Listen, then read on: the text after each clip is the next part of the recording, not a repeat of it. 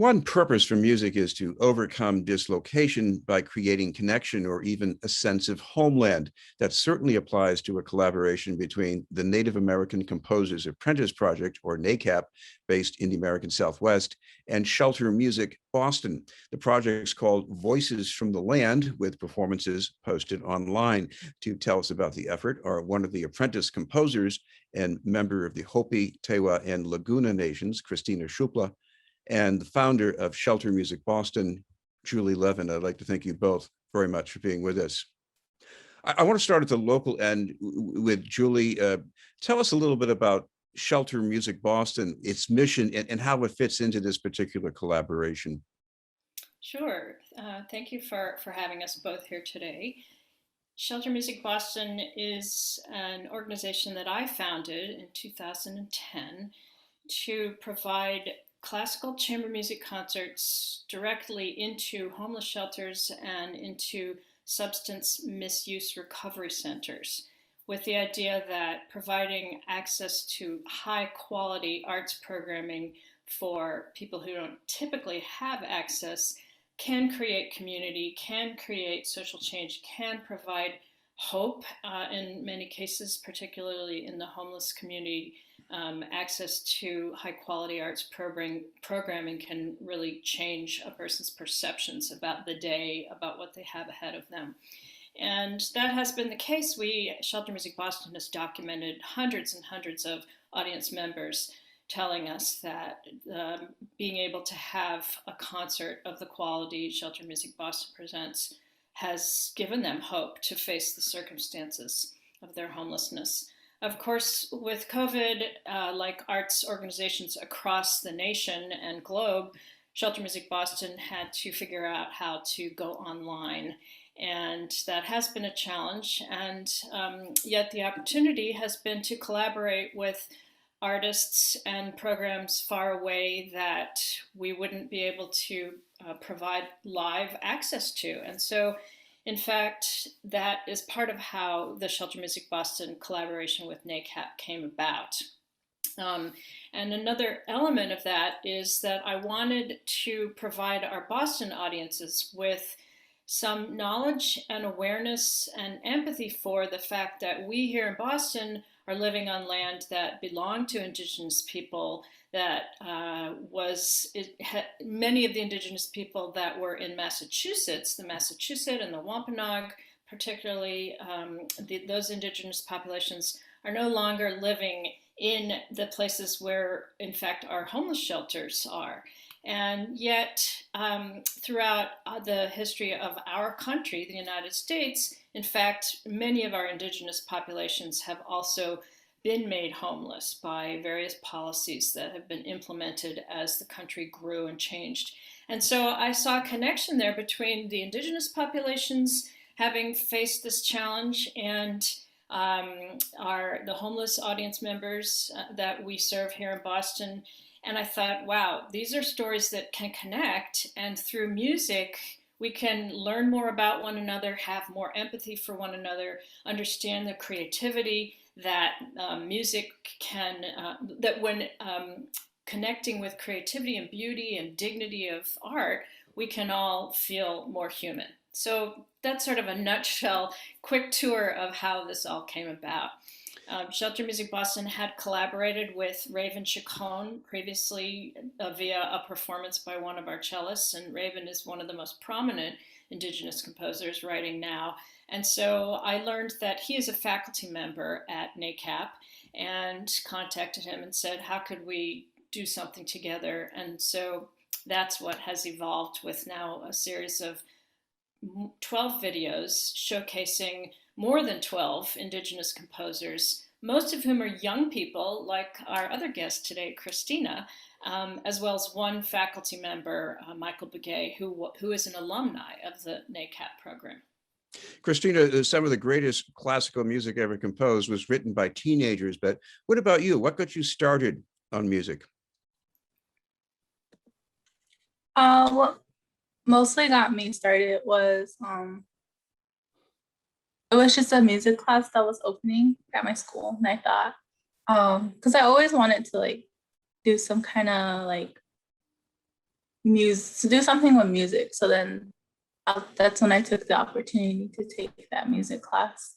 And I guess from there, that's when I learned everything about music. And I believe it was my second year in high school where my music teacher, Mr. Irwin, he introduced us to Michael Begay.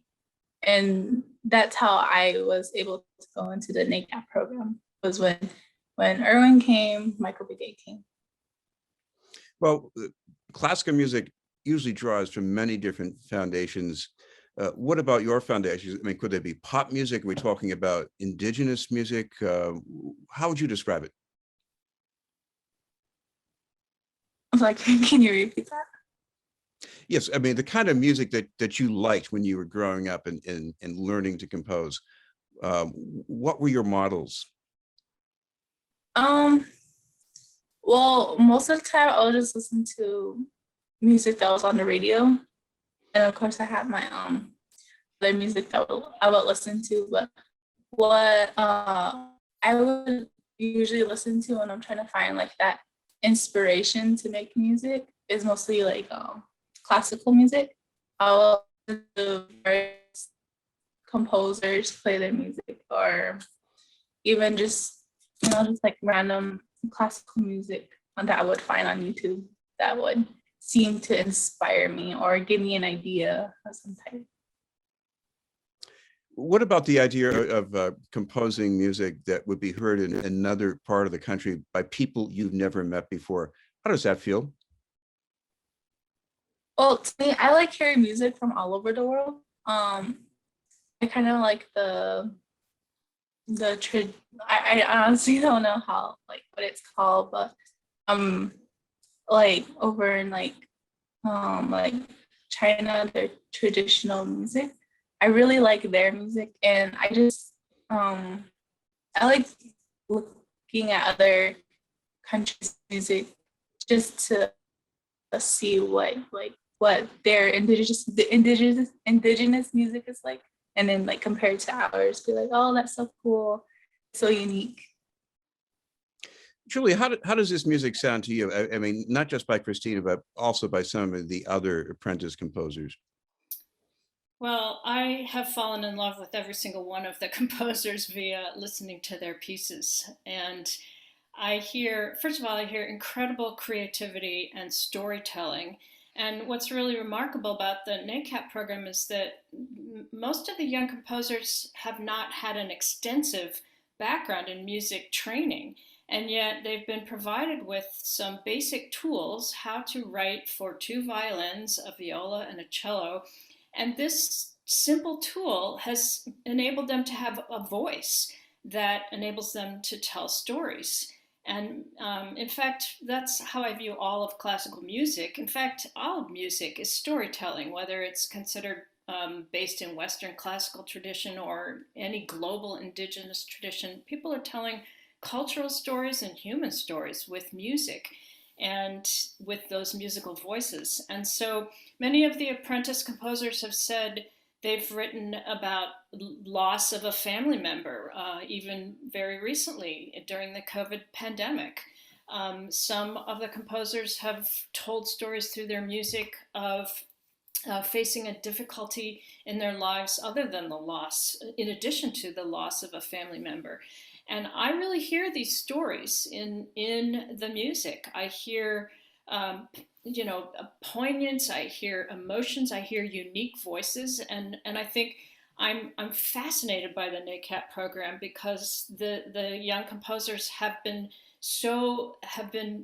given such access and have made so many musical and creative statements that are individual statements. So I think the whole program is fantastic. I'm thrilled that Shelter Music Boston has been able to bring some of these voices to our audiences and hopefully beyond our audiences as the concerts are available on the Shelter Music Boston YouTube channel. So maybe people across the globe, if they learn about this program, will tune in. And that would be great because I think all of these composers should be heard. And it's just a testament to what creativity can be accessed with a simple set of tools in a welcoming, inviting educational environment, and then presenting those voices to the world.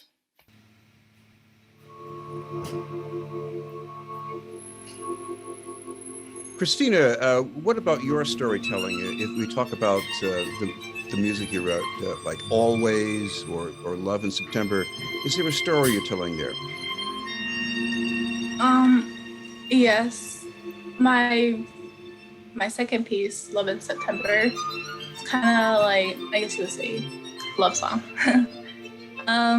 That's basically what it is to me.